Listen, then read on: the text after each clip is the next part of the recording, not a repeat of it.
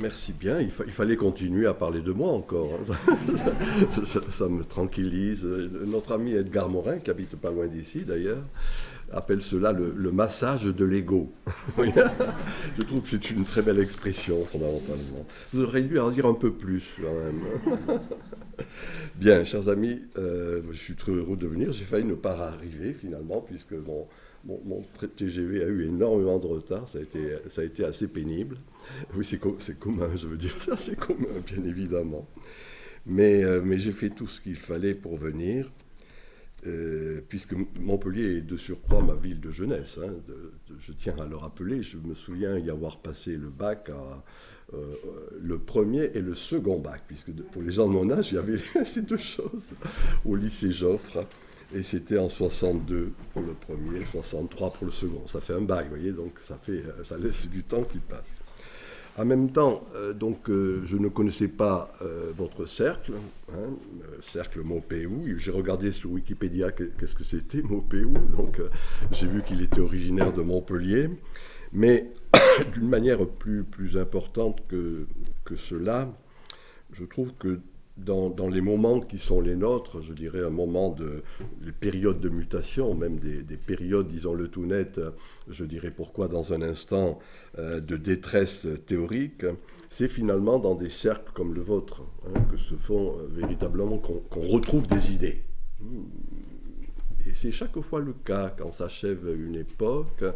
On voit ce qu'était, par exemple, avant la Révolution française, au XVIIIe siècle, ce qu'étaient toutes les académies locales qui existaient. Et dans le fond, c'est là que se crée quelque chose, hein. Et de mon point de vue, tout comme... c'est plus trop, je le regrette de le dire, puisque j'ai beaucoup aimé l'université, mais c'est presque plus dans l'université qu'on trouve justement la création des idées actuellement. L'Universitas, en son moment fondateur à la Sorbonne, c'était en 1280, c'était justement une espèce de universitas, hein, de transversalité. Elle s'était fondée d'ailleurs contre ce qu'était l'école cathédrale. L'école cathédrale, dans le fond, c'est ceux qui formaient les fonctionnaires du moment, c'est-à-dire les curés. Et de plus en plus, ces universités sont redevenues pour moi des écoles cathédrales. C'est-à-dire qu'elles ont perdu cette dimension que je viens ici d'indiquer, hein, de diversité, ne serait-ce que parce que justement, il y a par trop de disciplinarisation. Hein. Bon, on verra bien.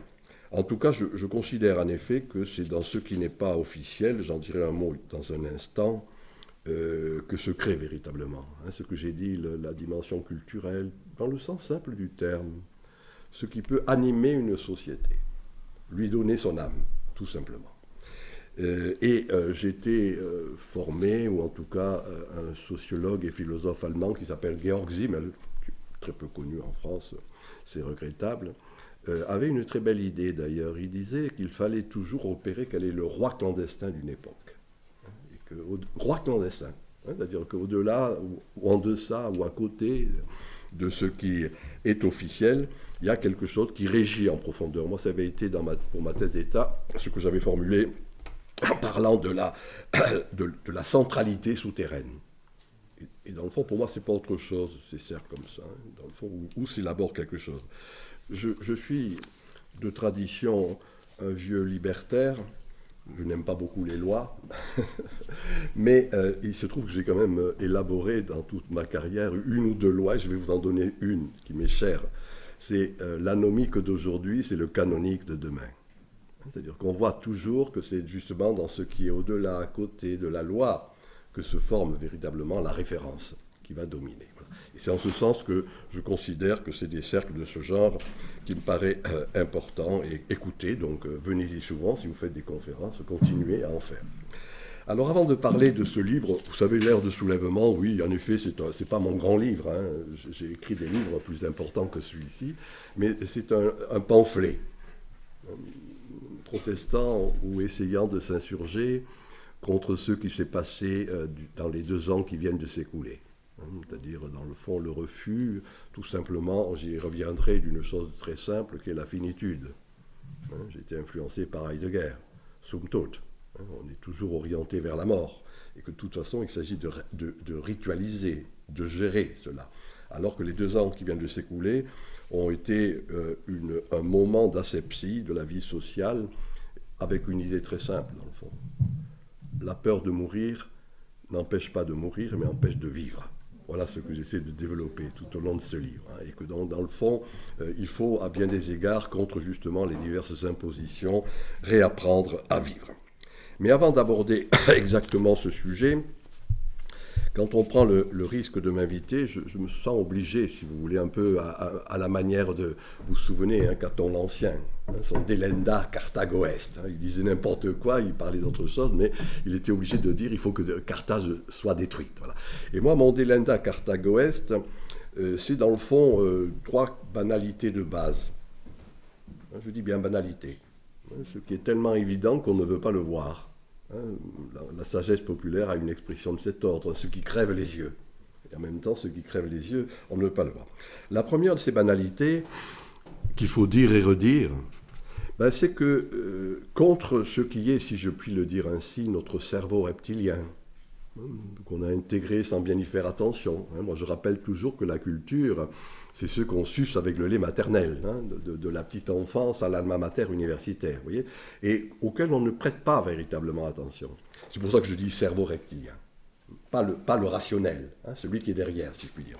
Notre cerveau reptilien repose sur une idée très simple qu'il est difficile de remettre en question, parce que dès qu'on la remet en question, on est actuellement taxé de complotiste, puisque c'est un des éléments du jour.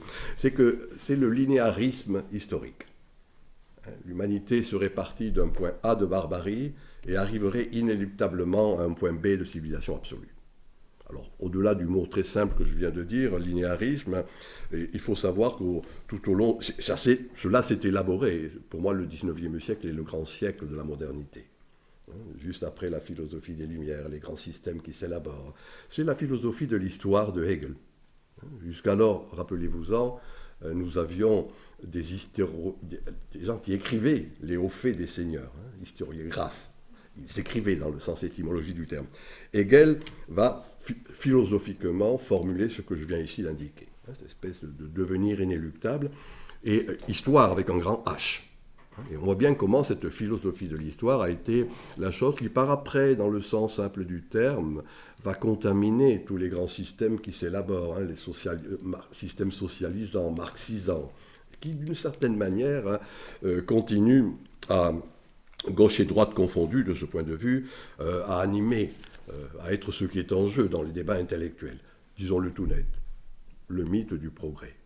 Moi, j'ai critiqué dans les années 70 ce progressisme, en disant qu'il y a autre chose qui est en jeu, mais actuellement, si vous critiquez le progressisme, vous êtes quelque peu réactionnaire. Ce n'est pas dérangeant, somme toute. Il vaut mieux être réactionnaire, pas forcément conservateur, mais la réaction, j'y reviendrai dans un instant, c'est ce qui s'appuie à bien des égards sur la tradition. Donc voilà, le mythe du progrès, pour moi, a fait son temps. Et il est une phrase d'un auteur que je citerai peut-être 2 ou 3 fois, Joseph de Maistre, qui rappelait une belle chose. Il disait « Le bon sens et la droite raison réunis » nous oblige à observer que quand on regarde sur 2000 ans de temps, c'est ça notre champ d'observation historique, et bien qu'au-delà de cette espèce de linéarisme dont je viens de parler, il y a des époques. Il y a tout simplement une conception cyclique de la Terre. Et ce n'est pas, encore une fois, cette espèce de dimension unilatérale. Je rappelle, j'aime beaucoup les étymologies, elles nous aident à penser qu'en grec époqué, le mot époque a 2 sens. Un sens philosophique, avant celui-ci, il y a suspens. Suspens. On va suspendre les valeurs qui jusqu'alors ont été imposées. Mais, madame, vous avez raison, c'est aussi une parenthèse. Et de fait, dans le fond, une parenthèse, ça s'ouvre, une parenthèse, ça se ferme. Voyez-vous, pour ce qui me concerne, je considère qu'est en train de se fermer la parenthèse moderne. Celui qui a commencé au XVIIe siècle, Descartes, s'est conforté au XVIIIe siècle, les grands systèmes philosophiques, qui est systématisé dans les grands systèmes du XIXe. Et puis, le XXe siècle, je dirais, si je le dis un peu trivialement, on a bouffé le capital. On a continué à utiliser ce qui avait été élaboré en d'autres temps, mais sans bien créer d'important. Mais voilà, pour moi, est en train de s'achever une époque. Une époque, c'est 3-4 siècles. Il y a des différences suivant les gens. Moi, je m'inspire toujours de mon maître Gilbert Durand, qui, lui, voyait 4 siècles. Mais les économistes, les historiens peuvent varier là-dessus, peu importe, hein, quelques siècles. Entre deux époques, et je vous rends attentif pour moi à cette précision sémantique qui m'est chère, il y a des périodes. Une époque, c'est ce que j'ai dit. Une période, ça dure quelques décennies, et nous sommes dans une de ces périodes. Moi, je dis, les périodes entre des époques sont toujours des périodes crépusculaires. Parce que tout simplement, on pressent les valeurs, je dis bien pressent, les valeurs qui sont en train de naître, et on ne peut que balbutier ce qui est en gestation. On ne peut pas faire système. Je ne crois pas personnellement au concept, mais par contre, on peut essayer de trouver des mots, et voilà le balancier des histoires humaines. Et nous sommes dans un de ces moments, justement, période. Gardons cette expression que je dis. Ça vaut ce que ça vaut, mais quelque chose qui est un peu crépusculaire, et qui, dans le fond, ne fait que traduire, moi, quelque chose qui est important de dire, une transition épocale. Voilà la formule un peu philosophique qui est en jeu, si je m'inspire là encore de la philosophie allemande. Deuxième banalité, quand cela existe, notre espèce animale est ce qu'elle est. Et il convient dès lors de trouver les mots qui soient en pertinence avec ce qui est vécu. Je reviendrai sur ce philosophe qui m'a beaucoup marqué, Michel Foucault. Vous connaissez en tout cas ce livre, Les mots et les choses. Il montre bien dans le fond qu'on ne peut bien comprendre les choses si on trouve les mots qui sont adéquats aux choses. Une espèce d'attitude, un peu de ce qui est pertinent, dans le sens simple du terme. Et vous avez compris que de mon point de vue, il y a actuellement, et c'est cela qui prédomine, une forme d'impertinence. Je redis la formule de Camus que tout le monde sait mais qu'il convient de rappeler, mal nommer les choses contribue au malheur du monde. Quand Camus a cette formule, il est en train de lire une histoire de l'Empire chinois qui se délite. L'empereur consulte le sage et là le sage dit il faut s'asseoir et trouver les mots. Et c'est là où il y a la formule de Camus. Mais ce qu'on ne rappelle pas, et moi j'aime bien le rappeler, c'est que quand Camus dit ça, il se souvient ce qu'est la belle analyse. Et si vous le désirez, je vous donnerai les références précises dans la République de Platon. Quand il montre que quand il y a dégénérescence d'une société, il y a ce qu'il appelle la fraude aux mots. La fraude aux mots. Et de mon point de vue, nous sommes dans un de ces moments où ce qui prédomine, c'est qu'on continue, j'emprunte ce terme à ce que disent les ethnologues, des incantations. Des mots comme ça qui ne veulent plus dire grand-chose, j'en sais pas moi, valeurs républicaines, démocratie, laïcité, on pourrait trouver des quantités de termes comme ça qui sont dits à tire-larigot, ce que j'appelle moi des Niagara d'eau tiède de bons sentiments. Mais ce sont des incantations. L'incantation, on dit bien que ça veut dire on chante quelque chose dont on n'est pas convaincu. L'image un peu grivoise que je donne pour bien me faire comprendre, on ne parle jamais autant d'amour que dans un couple qui va se séparer. On chante quelque chose parce qu'on a peur de ce qui est en gestation. Et de mon point de vue, voilà, c'est ce qui est en jeu, et en particulier, disons, dans ce que j'ai proposé de nommer la médiocrité de la médiacratie. Quelque chose dans le sens du terme, la médiacratie, ce pouvoir qui est là, très fort, etc. Je rappelle là deux phrases, une de Hegel que j'ai citée tout à l'heure. Hegel rappelle que la lecture du journal est la prière de l'homme moderne. On se souvient de la formule de Hegel. Quelques décennies plus tard, Nietzsche parlait, du vomitus matutinus. C'est très beau, je ne le traduis pas. Il ne savait pas qu'il y avait des journaux du soir, enfin, à l'époque. On pourrait l'appliquer à ces journaux d'histoire. Mais en 1882, il a cette belle formule très juste. Il dit « Encore un siècle de journalisme et les mots pueront ». Vous voyez, donc la formule est forte. Mais en tout cas, je considère que... moi, je ne lis plus la presse. Je n'écoute plus la télé ni la radio. Je suis purgé de ça, Dieu merci. Ça n'était pas facile. Il fallait se purger de ça. Et même, je pensais ça ce matin, quand je prenais le train, en général, je m'achetais encore le Canard enchaîné. Ça y est, je ne l'achète plus. Je le réserve, excusez-moi, pour ceux qui ont comme moi des cheveux blancs, à ceux qui en charentaise, peuvent lire des choses devant leur cheminée. Donc voilà, peu importe. Vous voyez, en gros, fermez la télé, ouvrez des livres. Et c'est là, voilà l'effort qui me paraît important d'avoir à l'esprit. Et pourquoi faire cela ? Eh bien, pour, en quelque sorte, je dirais, se purger des évidences théoriques pour voir ce qui est évident. Quand je disais tout à l'heure, ce qui crève les yeux. Donc, mais il faut pour cela se purger de ces évidences théoriques. Deuxième banalité. La troisième de ces banalités, c'est qu'en ces périodes de mutation, il y a quelque chose qui est que l'on observe régulièrement. Un déphasage, un décalage, une déconnexion entre les élites et le peuple. Et précisément, quand je dis élite, dans le sens simple du terme, ceux qui ont le pouvoir de dire et de faire. Et bon, c'est politiques, journalistes, experts de tous ordres, etc., qui d'ailleurs ont très peur du peuple. Vous voyez comment, par exemple, ils parlent toujours de populisme. Le peuple sent mauvais. Parfois, je le dis d'une manière plus violente que ça encore. Mais en tout cas, retenez cette idée. Pour ces élites-là, il y a quelque chose qui ne marche pas. Et le terme même de populisme, moi, me paraît véritablement scandaleux. Mais ne fait que traduire véritablement, parce que j'y reviendrai, je suis un lecteur et un théoricien de saint Thomas d'Aquin, omnis autoritas a populo. Toute l'autorité vient du peuple. Et le développement de saint Thomas d'Aquin est de ce point de vue fort juste, alors que quand on dit populisme, il y a cette espèce de mépris fondamental, encore une fois, qui est là, mais qui ne fait que traduire fondamentalement ce décalage dont je viens de parler. Alors, on a ces mots, ces expressions que l'on dit fréquemment, c'est la bien-pensance, bien sûr. C'est Bernanos qui, le premier, a proposé cette expression, à juste titre, à mon avis. Mais c'est également ce qui est le politiquement correct sous ses diverses modulations, on ne va pas rentrer là-dedans. Moi, puisque j'ai occupé la chaire de Durkheim à la Sorbonne pendant fort longtemps, j'avais bien du mal avec cet auteur, mais je m'en suis accommodé. J'ai trouvé chez lui cette belle expression, le conformisme logique.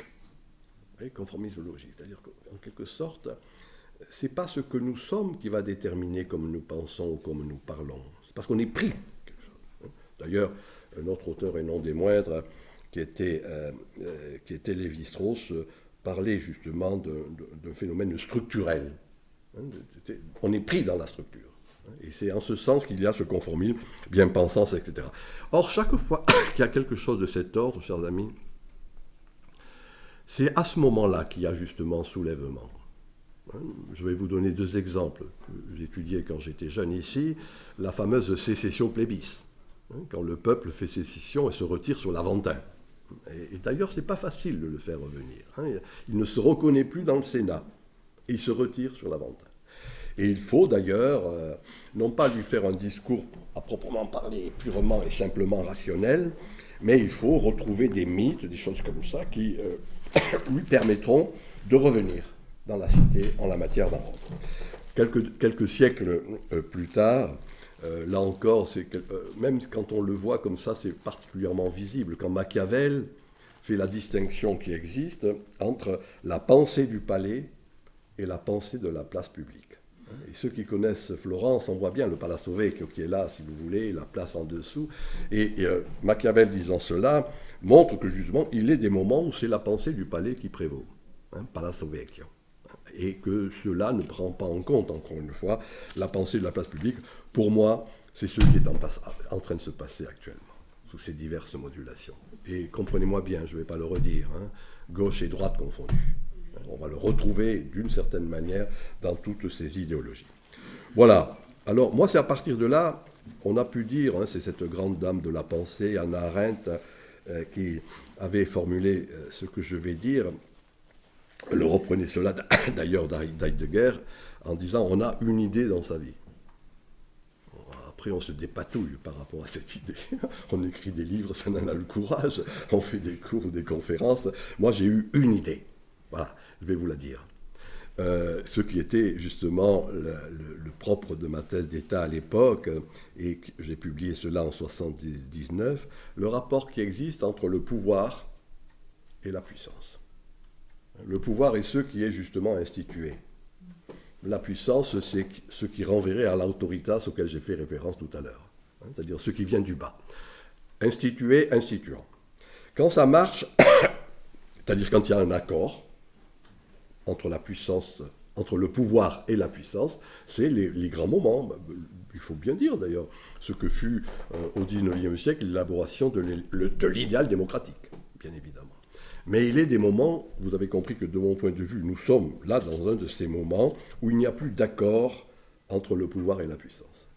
Et c'est à ce moment-là que l'on voit régulièrement dans les histoires humaines, dans les cycles auxquels j'ai fait référence tout à l'heure, soulèvement, insurrection, révolte, jacquerie. Vous voyez, on peut trouver, et j'arrête, on pourrait trouver des quantités d'expressions de cet ordre qui renvoient justement au fait qu'on n'est plus en accord. Il y a des phasages dans le sens simple du terme, et c'est ce que j'appelais tout à l'heure le grouillement social, quelque chose qui ne se voit pas, mais qui va ressurgir régulièrement.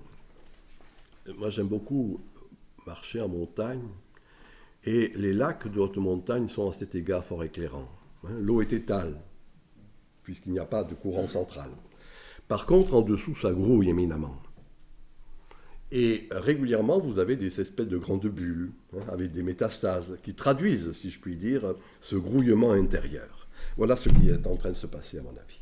Quelque chose de cet ordre, avec, alors quand je dis soulèvement, on pourra en parler si vous le désirez, il y en a de multiples manières, forts, violents, doux, etc. Moi, il n'y a pas de différence fondamentale entre les gilets jaunes et l'abstentionnisme. C'est tout simplement une manière de ne plus se reconnaître, dans le sens simple du terme, dans ce qui est là-haut, dans la verticalité du pouvoir. Et je considère, je vous prie de m'en excuser, que c'est ce qui va se développer et que le sang va couler. Voilà, donc il faut avoir cela à l'esprit, pour se rendre compte, encore une fois, comme cela se passe régulièrement, qu'il y a quelque chose de cet ordre. Mais on ne peut bien comprendre cela, et je ferai un petit détour, si vous me le permettez, en disant, puisque j'ai dit il y a un instant que j'ai eu pour maître un grand anthropologue qui s'appelle Gilbert Durand, qui a été le premier qui a initié la réflexion sur l'imaginaire en son temps. L'imaginaire, dans le fond, en France, on en a peur. Souvenez-vous, Malebranche, Descartes. Pour eux, l'imagination, c'est la folle du logis, ce qui ne permet pas le bon fonctionnement du cerveau. Et ce n'est que et d'ailleurs, tenez, anecdotiquement, quand Sartre écrit son premier livre en 1936, L'imagination, il reprend cette formule et de Malebranche et de Descartes pour dire c'est pas bien l'imaginaire, c'est pas quelque chose qui a... Alors que moi, dans la formation que j'ai reçue, je considère que l'imaginaire est ce qui structure une société. C'est quoi? Les rêves, les fantasmes, les fantasmagories. Vous voyez, on peut multiplier à l'infini les expressions de cet ordre. Je fais exprès de dire même fantasme et fantasmagorie. Vous voyez, quelque chose qui, dans le fond, vont constituer essentiellement le symbole qui unit un peuple. Symbolé, en grec. Ce qui porte ensemble, ce qui va rassembler, véritablement, ce qui fait reliance. Et alors, je ne vais pas le développer. Je donne deux mots juste pour la fine bouche. Foucault, que j'ai cité, parle, lui, d'épistémé. Le mot est un peu compliqué, on connaît en français le mot épistémologie, mais Foucault, à juste titre, dans l'archéologie du savoir, montre qu'il y a deux termes en grec pour traduire la connaissance. L'épistémé, c'est la connaissance. C'est théoria, c'est la connaissance pure, et l'épistémé, montre-t-il à juste titre, c'est une connaissance qui s'organise, qui se structure. Et que, suivant le moment, on a une épistémée à partir duquel se structure la cité. Moi, je ne suis pas la peine d'être grand clerc ou d'être un grand historien, mais l'exemple qu'il donne est fort juste. Athènes a une interprétation de l'épistémée dans la tradition gréco-latine qui est la nôtre, c'est la mythologie. Amour, désamour, bagarre, etc., l'Olympe, Panthéon, c'est la vie athénienne. Sparte a une autre interprétation de l'épistémée de la mythologie, c'est la vie spartiate. Vous voyez, voilà, gardons cette idée à l'esprit. C'est-à-dire, on a une représentation du monde collective. Et à partir, c'est ça l'imaginaire. Et à partir de là, quelque chose va se structurer. Tout passe, tout casse, tout lasse. Et il montre bien que cette mythologie ne va pas durer. Au Moyen-Âge, ça va être la théologie. Mais même chose. C'est à partir de la théologie que s'organisent, bien évidemment, les abbayes, les diocèses, voire le travail qui se structure à partir de là. Vous voyez, donc là encore. Et puis, Foucault continue, et c'est ça son travail, et il montre que, après la Renaissance, voilà, il y a l'épistémée moderne, de la modernité. Les grandes valeurs que l'on sait et qui ont structuré, j'y reviendrai, notre manière d'être ensemble. Pour ma part, vous le comprenez, c'est dans cette foulée, et je me souviens des discussions que j'avais eues avec lui là-dessus, quand il m'avait dit qu'il fallait que je reprenne le flambeau. C'est que j'essaie de montrer, depuis une quarantaine d'années, quelle est l'épistémée postmoderne en gestation. Ce qui arrive, encore une fois, après la connaissance qui a structuré toute la modernité. Et ce n'est pas chose facile. Les astrophysiciens disent une belle chose très simple, je le dis avec simplicité puisque ce n'est pas de ma compétence, mais ils montrent qu'on voit pendant longtemps la lumière d'une étoile morte. Le foyer s'en est éteint, on continue à voir cette lumière. Et dans le fond, tous les discours officiels, ce que j'appelais tout à l'heure celle de l'élite, continuent à rester sur cette lumière morte.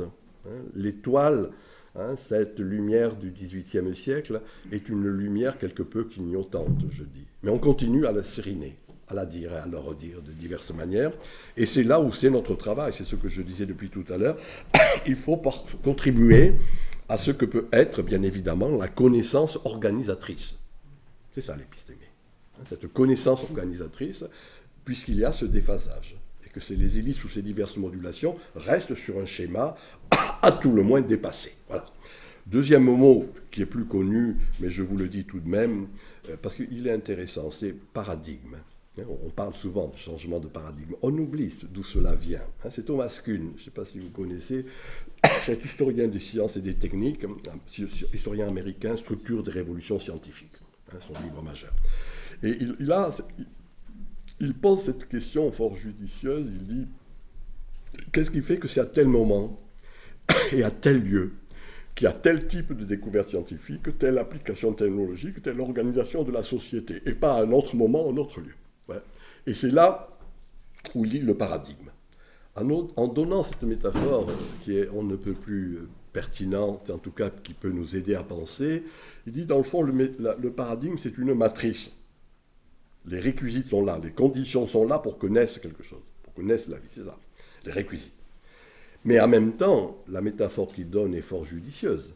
Une matrice peut être féconde, elle peut devenir inféconde. Voyez, de mon point de vue, c'est ce qui est en jeu. Quand on dit changement de paradigme, tout simplement, la belle matrice qui a donné cette belle chose, on ne va pas cracher dans la soupe. Tout ce qui va s'inaugurer avec des cartes, se conforter avec les lumières, j'ai dit tout à l'heure, se systématiser avec les systèmes, voilà une matrice qui a marché. Et à bien des égards, voilà une matrice qui ne marche plus. Et c'est à ce moment-là, petite expression que je livre à votre méditation, proposée encore par Gilbert Durand, qui était un montagnard. Et il dit, il faut repérer quel est, en gros, le bassin sémantique. Bassin sémantique. Tout simplement à l'image d'un bassin hydraulique. Le ruissellement sur les montagnes, sur les flancs des montagnes. Ensuite, ce ruissellement va donner un courant central. On va le nommer, ce courant central. Au début, on ne le nomme pas. On va canaliser les berges. Et puis, par après, ça se repère dans le delta et un autre bassin sémantique va se constituer. Voilà, vous voyez, c'est ça, dans le fond, cet imaginaire, cette idée du bassin sémantique. Vous comprenez, on est dans le moment du ruissellement, de mon point de vue. Et à bien des égards, quelque chose qui déjà fait qu'il y a un courant central, à mon sens, qui déjà existe. Et qu'il va falloir donner un nom à ce courant central, etc., etc., etc. Voilà. Certains, je suis de ceux-là, vous l'avez compris, utilisent pour traduire cela simplement cette idée de post-modernité. Je dis bien simplement post-modernité. On voit apparaître, je vous le rappelle pour votre gouverne, le mot modernité en 1848 sous la plume de Baudelaire. C'est curieux. Avant, on disait post-médiévalité. Mais ce n'est qu'à la moitié du 19e siècle qu'il y a émergence de ce mot modernité. Et donc, c'est un peu quelque chose de cet ordre qui est en jeu actuellement. On ne peut que dire post, ce qui arrive. Et si vous en êtes d'accord, et si le cercle Maupeou veut nous inviter, on se donne rendez-vous dans 100 ans, et là, à ce moment-là, on pourra dire justement ce qui existe, comment on va nommer cette chose qui est là et qui existe. Mais pour le moment, il faut s'attarder et se contenter, en quelque sorte, de ce que cette idée, bassin sémantique, quel est l'imaginaire dominant? Quel est l'inconscient collectif? Et toute l'analyse jungienne est de ce point de vue intéressante, qui a mis l'accent, bien évidemment, sur cet imaginaire, sur cet inconscient collectif. Alors, tout comme il y a, voyez-vous, un changement climatique stricto sensu, il y a, à mon avis, un changement climatique spirituel ou culturel. Et que dans le fond, c'est uniquement si on sait s'adapter au changement climatique dans le sens que je viens d'indiquer, qu'on ne subira pas le sort des dinosaures, qui ont subi le sort que l'on sait parce que justement, ils ne se sont pas adaptés à un changement climatique. C'est ça le problème important. L'imaginaire, c'est un climat, c'est une atmosphère, tout simplement. Il est un auteur que je vous conseille de lire, qu'on ne lit plus en français, qui s'appelle Ortega y Gasset. C'est un philosophe espagnol qui, en 1932-33, a écrit un livre qui est particulièrement d'actualité, qui s'appelle La révolte des masses. Et moi, je m'en suis inspiré, bien sûr, quand je parlais des soulèvements. Révolte des masses. Bien vu, enfin, une belle analyse à la manière d'Ortega y Gasset, qui est un grand philosophe.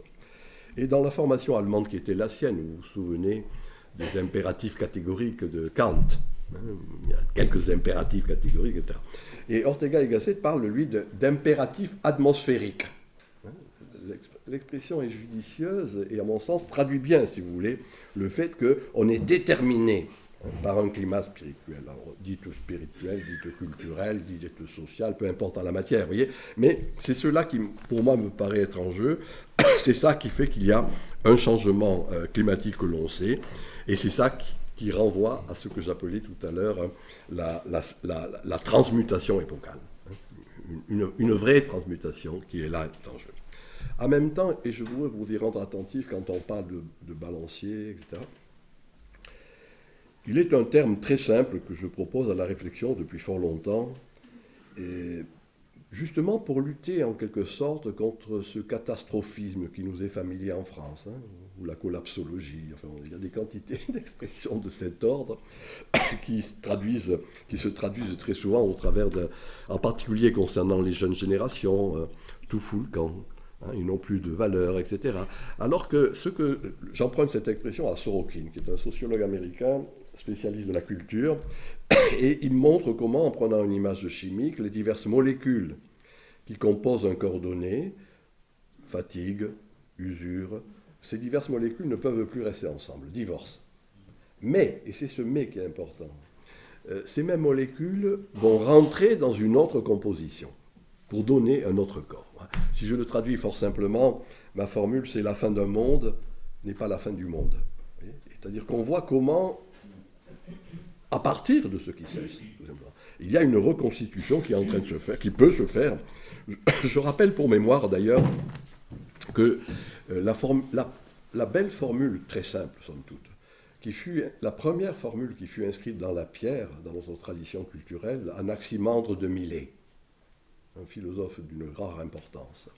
Et Anaximandre de Milet, dit-on, a écrit cette première phrase, permettez-moi de la dire en grec, Genesis kai phtora, phtora kai genesis. C'est-à-dire genèse et déclin, déclin et genèse. Oui, encore une fois, une idée fort simple, somme toute. Mais c'est un peu cela qui est en jeu. C'est-à-dire qu'il y a tout simplement de l'impermanence et de la continuité. On peut voir l'impermanence d'un certain nombre d'institutions. Et de fait, là, quand ces élites disent tout fout le camp, c'est eux qui sont en train de foutre le camp d'une certaine manière. Pareto parlait à un moment donné de la circulation des élites nécessaire. Et en même temps, continuité de la vie. Voilà mon hypothèse.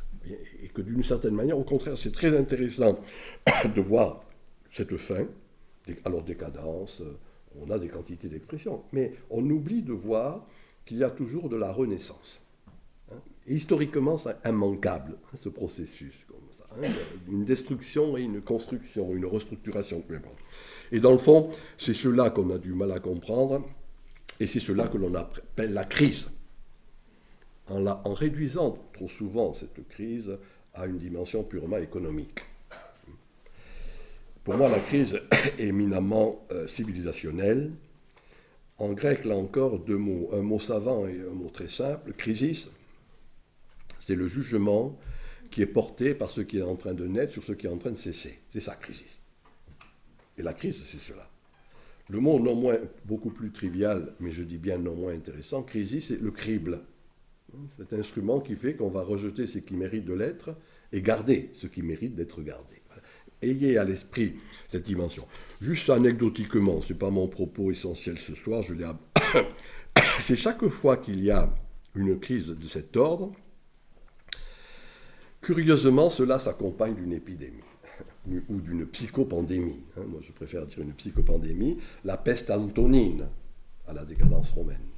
La peste noire à la fin du Moyen-Âge.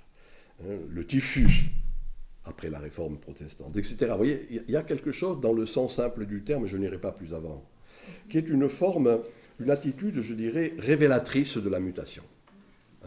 Et souvent, et naturellement, cela entraîne bien sûr quelque chose qui est apocalyptique. Dès le moment où on voit cesser quelque chose, il y a une apocalypse. On oublie encore trop souvent ce qui est la belle et grande tradition de la philosophie grecque. Le mot apocalypse, on l'oublie, signifie tout simplement révélation, révélation de ce qui est en train de naître. Et quand on pense à l'apocalypse, il faut justement se rappeler qu'il y a cette perspective-là. Alors voilà pour moi l'apocalypse. Quand je vous ennuie, vous me le dites, tapez sur la table, parce que j'ai tendance à trop parler, etc. Il faut m'arrêter, comme dirait l'autre. Et alors voilà, pour moi l'Apocalypse, elle est là, c'est-à-dire, vous voyez, c'est ce grand moment qui fut ce moment où il y avait, et je le dis avec simplicité, faute de compétences, Copernic, Kepler, Galilée, Newton, vous voyez, ce fut un grand moment où qu'est-ce qui s'est passé à ce moment-là? Dans les domaines qui étaient les leurs, ces grands savants ont montré qu'on ne pouvait plus continuer à penser à partir d'une conception géocentrique du monde. C'est le fameux héliocentrisme. Voilà.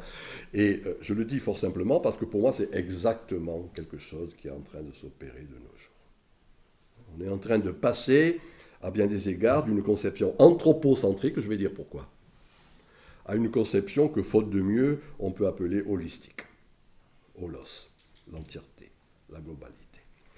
Alors, et dans le fond, l'imaginaire de la modernité a reposé sur cet anthropocentrisme.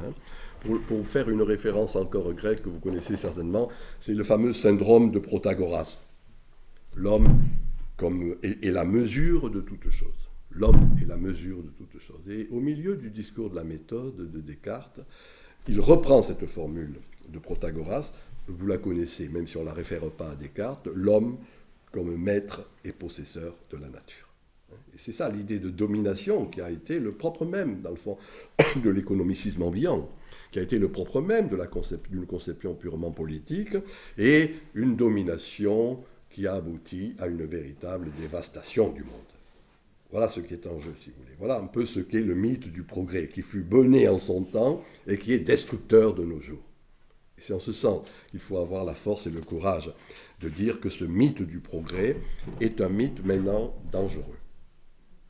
Il repose sur une idée très simple, vous n'y faites peut-être pas attention. Le grand concept, là pour moi c'est un concept hegelien, et repris par la tradition marxiste, qui est celui de la philosophie donc hegelienne, c'est le Aufhebung, dépassement. C'est-à-dire qu'on va dépasser le dysfonctionnement, on va dépasser le mal, on va dépasser la mort. Et c'est le transhumanisme qui va pousser jusqu'au bout cette logique du dépassement. Qu'on le veuille ou non, on a tendance à fonctionner comme cela. Thèse, antithèse, synthèse. C'est la dialectique. Moi, je rappelle toujours que dans le fond, cette dialectique, c'est la même chose que le théâtre du boulevard, le mari, la femme et l'amant. Il y a toujours quelque chose qui aboutit à une forme de solution quelque part, une conception dramatique du monde, mais qui repose sur un mythe, encore une fois, à bien des égards, je vous l'avais compris, bien destructeur. Je rappelle pour mémoire d'ailleurs que la figure mythique de Karl Marx, c'était Prométhée déchaîné, qui a enlevé ses chaînes. Et c'est sur cette base de Prométhée déchaîné qu'il y a cette grande construction du dépassement. Voilà. Ce qui a abouti à une hygiénisation de la vie sociale, une asepsie de la vie sociale. Une conception, je le répète, une conception, on n'y prête pas attention, une conception dramatique du monde. Drao, dramein en grec, ça veut dire solution, résolution. Et au début de la question juive, Karl Marx a cette belle formule, il dit « Chaque société ne se pose que les problèmes qu'elle peut résoudre ». Donc il y a une solution. quelque chose, encore une fois, qui est à venir, c'est le futurisme, la société parfaite, les lendemains qui chantent, et demain on rasera gratis. Oui, quelque chose de cet ordre qui renvoie fondamentalement à demain, et c'est ce qui va être, dans le fond, l'idéologie du service public. Je vous prie de m'en excuser, dans ma thèse, je disais qu'il a pris le public à son service, tout simplement. Voilà. Au-delà de la grande idéologie, bien évidemment, du service public. Voilà, en gros, pour moi, l'imaginaire de la postmodernité, c'est tout le contraire de ça. C'est ce que j'appelle une conception holistique. Disons-le tout net, et je vous prie de m'en excuser, le retour de la frontière, la détermination, ce qui limite fondamentalement. Le mot latin est intéressant, retenez-le, ça permet de réfléchir. La détermination, chez les latins, c'était la borne qui délimitait le champ et qui donc permettait qu'il y ait du blé, par opposition à l'indéfini du désert. Et donc il faut accepter cette idée de détermination. Là encore, pour moi, une grande dame de la pensée qui est cette philosophe Simone Weil, j'entends la vraie Simone Weil, et celle-là, dans un livre qui s'appelle L'enracinement, la première page de l'enracinement, elle prend le contre-pied justement des droits, le droit de l'homisme sous ses diverses modulations, et rappelle que ce qui est important, c'est là l'obligation, le devoir. Voyez. Et pour moi, la modernité a reposé sur cette idée de droit, de machin, de truc, etc.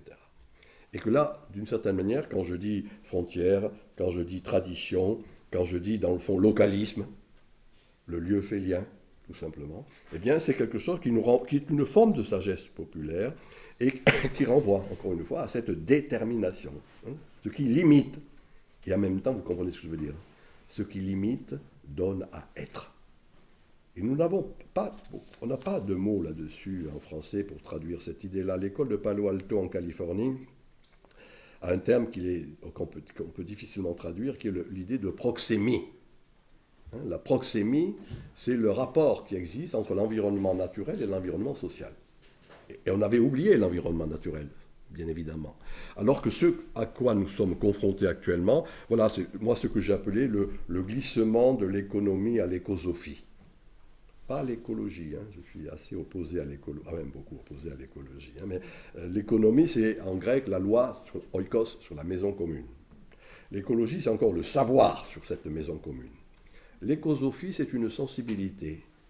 On s'accorde à l'oikos, on s'accorde à cette maison commune. Pour moi, c'est ce qui est en jeu actuellement. Et en même temps, voyez-vous, chers amis, c'est une conception quelque peu tragique du monde. Moi, je fais une distinction entre le drame résolutoire et le tragique.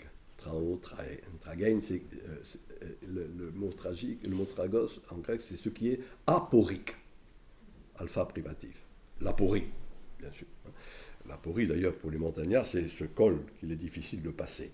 Mais cette idée aporique, vous voyez, c'est ça une conception tragique. Pour moi, la modernité était dramatique, on va trouver la solution. Ce qui est en jeu est tragique. Et il y a retour du tragique, et d'ailleurs, dans les périodes qui étaient tragiques, il y a toujours quelque chose qui est jubilatoire. C'est curieux, mais il y a des moments jubilatoires, et on voit de diverses manières. Moi, ce fut un de mes dadas théoriques, à partir de la figure justement opposée à Prométhée, qui est Dionysos.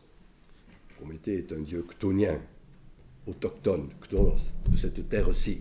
Et il y a quelque chose de tragique dans la figure de Dionysos, mais qui, d'une certaine manière, justement traduit ce qui est en jeu. Chtonien, il faut s'accorder à ce monde-ci, et pas simplement le dominer. Il faut faire avec. C'est là encore une idée de Gilbert Durand quand il parle du trajet anthropologique. Non pas un sujet dominant un objet, objectum, ce qui est inerte, ce qui est jeté là devant soi, mais trajectif, cette interaction qui va exister de diverses manières. Voilà un peu, si vous voulez, pour moi, ce qui est en jeu actuellement. Donc on n'est plus dans la flèche du temps progressiste, on n'est plus non plus dans le cercle nietzschéen, le retour du même. La figure que j'ai proposée à la réflexion, c'est la spirale, qui n'est ni la flèche, ni le cercle.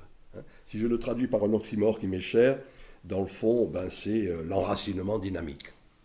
Tout d'un coup, la plante humaine se souvient que comme toute plante, elle a besoin de racines pour croître. Et c'est ça, cette idée de détermination, cette idée de limite sous ces diverses modulations, cette idée de devoir.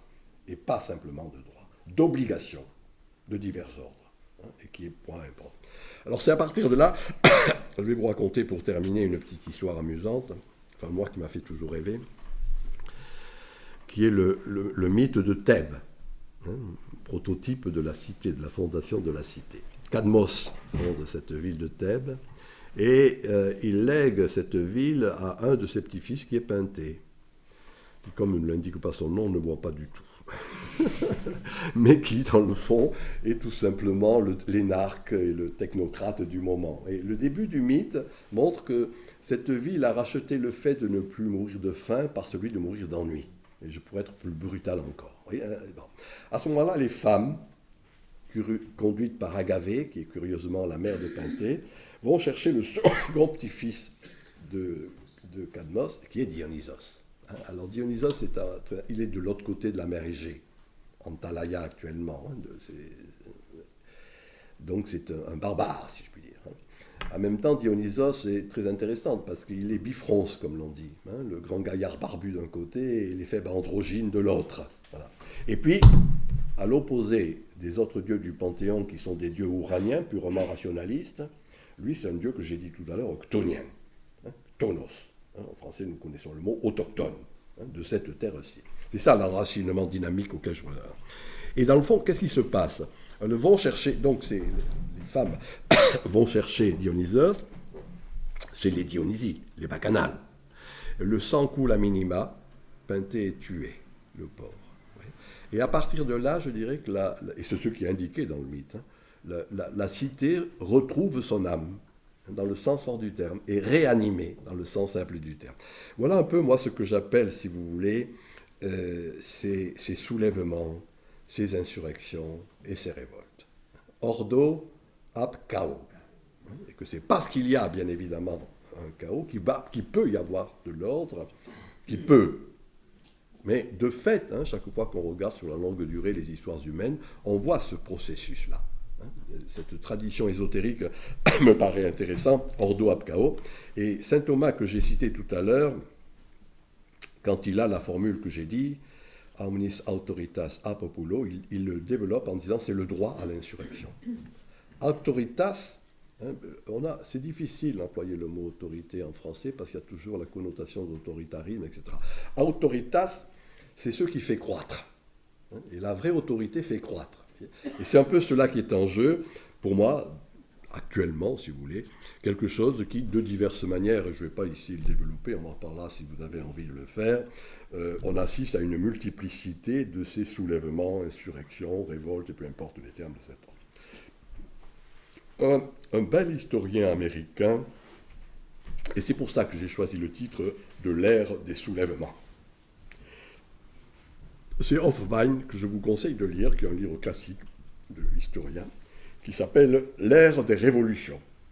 Et il montre en quelque sorte ce qu'est le processus révolutionnaire. C'est-à-dire que, dans le fond, ce qui a été la marque du stalinisme, du léninisme, sous ses diverses modulations. Moi, j'ai la conscience, le peuple ne l'a pas, je vais lui apporter la conscience. En gros, c'est ça, l'avant-gardisme sous ses diverses formes, pour la mener à ce que je disais tout à l'heure, la société parfaite, etc.